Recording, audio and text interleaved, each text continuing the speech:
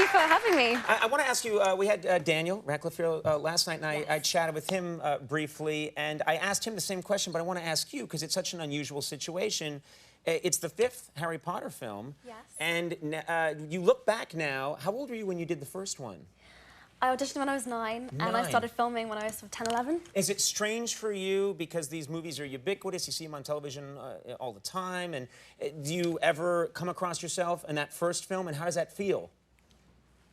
Quite horrible, to be honest. It's really, I mean, I guess it's just, yeah, very, very strange. And especially, like, in this one, there's loads of flashbacks to the first film. Right.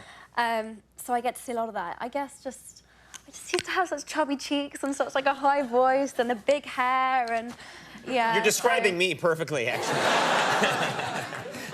But that's how I think people don't generally like to look at themselves at that age. I mean, everyone else thinks that you're a really cute kid in those films, but that's not how you perceive it, right? I mean, it's kind of hard to explain, like, how that feels, but I guess, like, I don't know if you hear your voice if you ever hear your voice taped on an answer phone machine, you're like, oh, it's horrible. People can't listen. It's exactly like that, but, like, 20 times worse. Yeah. Although your voice is very beautiful, mine is very grating. I hear mine sometimes. I hear a TV set, and I'm like, hello, folks, we're back. We're going to have a great show. And I'm like, someone kill that guy. Now, there are lots of course, there's so much merchandising also associated with this movie. There are lots of Harry Potter products. What's the strangest thing that you've seen your face, you know, associated with? What's the strangest product? God, it's really hard. There is so much Harry Potter merchandise. Yeah. I was in Waitrose the other day, and I came across Hermione's magic muffins, which I was like, wow, that's a new one. What is it? It's a muffin mix? Yeah, exactly. It's a muffin mix. You don't have to buy any of the ingredients. It's all in there, and you kind of get these little stickers with my head on them, and you kind of put them on. Right. Yeah. Yeah. And it's strange because are you good? Do you make muffins yourself? Are you a good cook? I'm an awful cook. I will be completely honest. No, I would never ever do that. That would be seriously strange. Yeah, so it must be odd. You almost feel like your face is on it. Like I'm responsible for those muffins tasting delicious. You know? Kind of. I guess. Yeah, kind of. What about? I know there are Harry Potter video games. Have you played, or any of your friends or family played the video games? Yeah. At the press junket, they had like a room with the game that's been released, so people could kind of go in and try it and stuff. And my brother obviously was bored to tears listening to me talk about Harry Potter.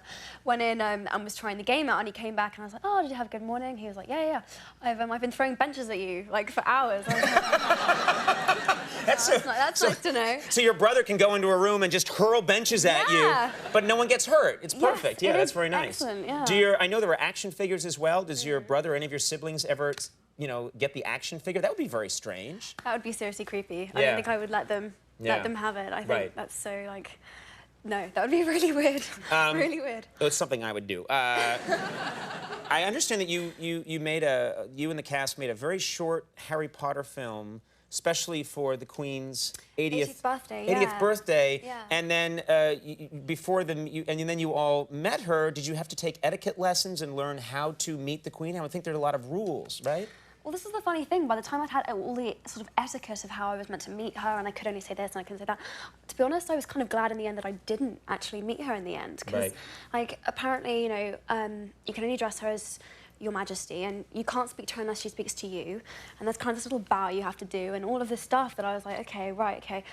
And I was so nervous about it. I was kind of like, actually, you know what? I'll just look at her or just sit behind her. That's good enough for me, you know? Right, because you're so afraid of just, am I going to do this the wrong way? Am I going to make a mistake? Yeah. Did she seem like a nice person? Did you get a sense of her as a person or not really? I mean, you were in a room with her, but you didn't actually get to meet her. To be honest, I hope she enjoyed the show that we put together. She didn't really...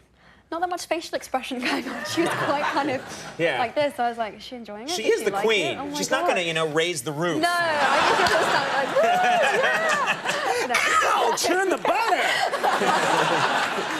High fives for you and the whole cast. Yeah, no, so I was like, I didn't really know, but I'm sure I hope she enjoyed it. I know a lot of people in America, you have a beautiful voice, as I said, and the English accent is so...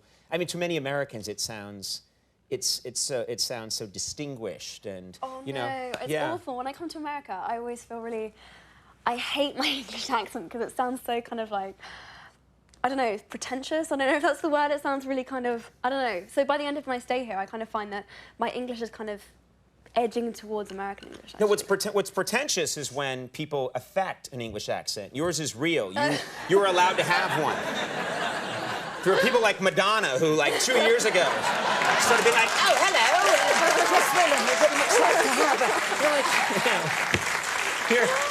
aren't you from Long Island or something?"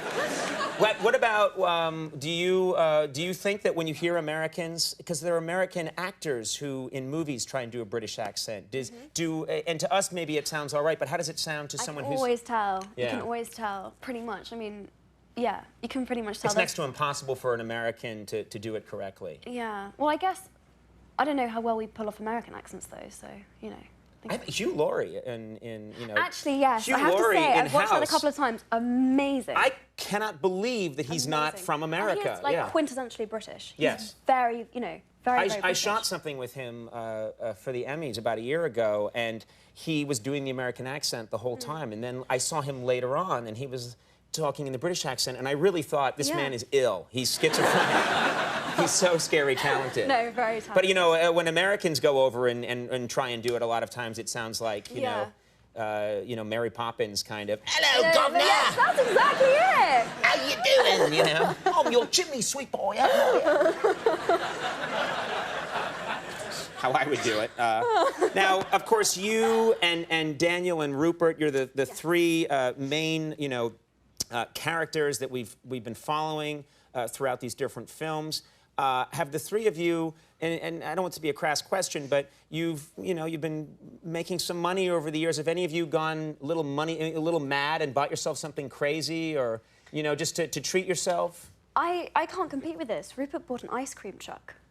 I'm not even He bought an ice cream truck? That is every kid's fantasy. I know, literally. No one really does that. He was like, he said to me quite seriously, he said, if I hadn't got this, you know, if I hadn't become an actor, you know, I seriously would have considered being an ice cream man.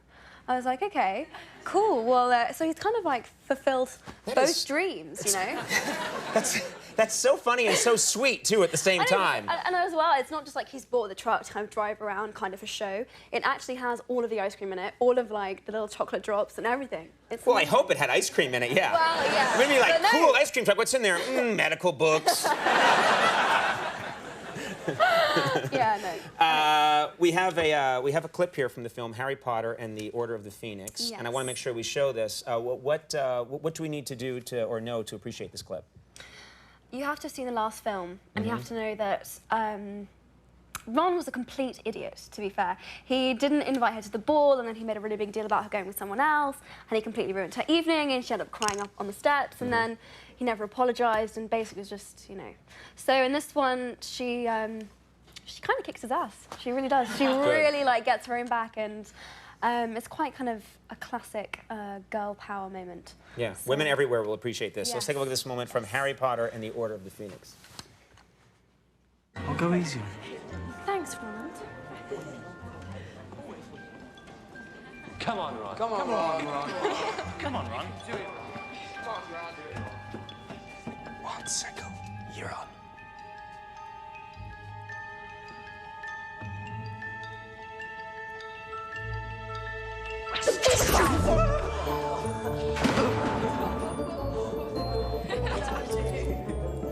Thank you. Shut up. I let her do that. It's good manners, isn't it? It's completely intentional. That's how I would handle that moment. That was on purpose. I did it on purpose. Harry Potter and the Order of the Phoenix is in theaters right now. Really a pleasure chatting with you. Yeah, we hope to see you soon. Emma Watson, everybody. Patton Oswalt coming up. Stick around. We'll be right back.